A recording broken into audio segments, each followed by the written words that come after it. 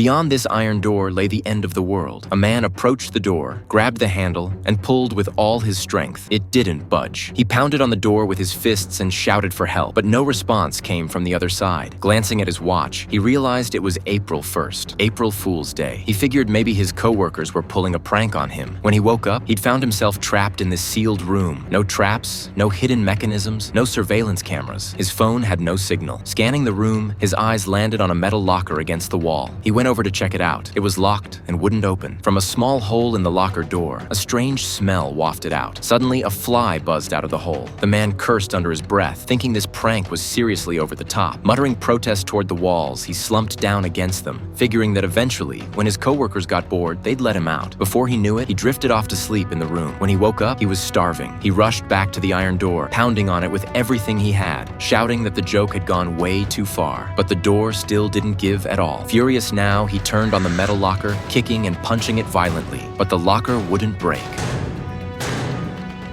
That's when he started realizing something was really wrong. By chance, he spotted something inside the light fixture overhead. It looked like a key. He smashed the light fixture and retrieved the key. Sure enough, it was for the metal locker. Unlocking the cabinet, he found a welding kit, a hammer, and a chisel inside. He spent ages hammering at the iron door, but all he managed to do was chip off some paint. Hooking up the welding torch and blasting the door with fire didn't do any better. Driven nearly mad, he turned his rage back on the locker, flipping it over and kicking it wildly. When the locker toppled, he noticed a small hole in the wall behind it. He grabbed the chisel and hammered into the hole with all his strength. Luckily, the wall wasn't too solid. As he pounded away, the wall started to crumble. Before long, he exposed some steel rebar embedded inside. He fired up the welding torch again and began burning through the bars. Exhausted but desperate, he kept digging and digging until he finally made a small opening. Bit by bit, he widened it until he could squeeze through.